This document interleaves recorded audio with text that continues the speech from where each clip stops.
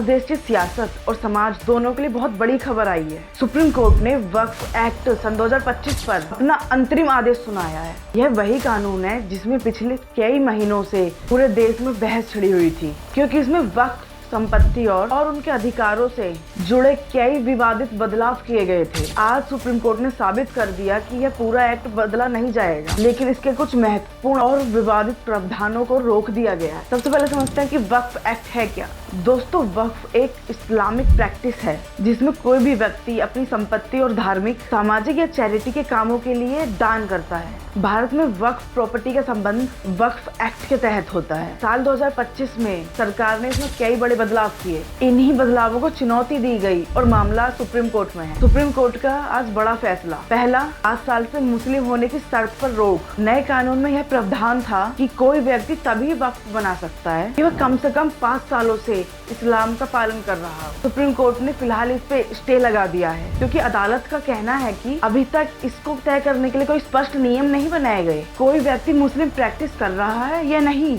दूसरा, कलेक्टर को मिले ओवरराइड पावर पर रोक। एक्ट में जिला कलेक्टर को यह अधिकार दिया गया था कि यह तय करे कि कोई प्रॉपर्टी वक्फ है या सरकारी। कोर्ट ने कहा कि यह प्रावधान सेपरेशन ऑफ पावर के खिलाफ है, क्योंकि प्रॉपर्टी के अधिकारों का फैसला प्रशासनिक अधिकारी नहीं बल्कि अदालत या ट्रिब्यूनल को करना चाहिए। साथ ही कलेक्टर की रिपोर्ट के आधार पर रेवेन्यू बदलने वाले प्रावधान पर भी रोक लगा दी है। तीसरा, गैर मुस्लिम सदस्यों की सीमा तय। सरकार चाहती है कि वक्फ बोर्ड में गैर मुस्लिम सदस्य भी जोड़े जाएं। सुप्रीम कोर्ट ने इस पर पूरी तरह रोक नहीं लगाई, लेकिन संख्या सीमित कर दी है। सेंट्रल वक्फ और अधिकतम 4 गैर मुस्लिम होंगे और स्टेट वक्फ बोर्ड में अधिकतम 3। इसके अलावा कोर्ट ने यह भी कहा कि एक्स ऑफिसियो सदस्य मुस्लिम समुदाय से ही होने चाहिए, ताकि धार्मिक मामलों की स्वतंत्रता बनी रहे। कौन से प्रावधान अभी भी लागू है? लिमिटेशन एक्ट वाला प्रावधान, यानी वक्फ विवादों को एक निश्चित समय सीमा के अंदर ही उठाना होगा, और ज्यादातर बदलाव अभी भी प्रभावी हैं, क्योंकि सुप्रीम कोर्ट ने पूरे कानून को स्टे लगाने पर साफ मना कर दिया है। विपक्ष ने कोर्ट के इस कदम का स्वागत किया। कलेक्टर को दिए गए अधिकारों पर रोक लगना बिल्कुल सही है। बीजेपी ने इस फैसले को सकारात्मक बताते हुए कहा कि इससे कानून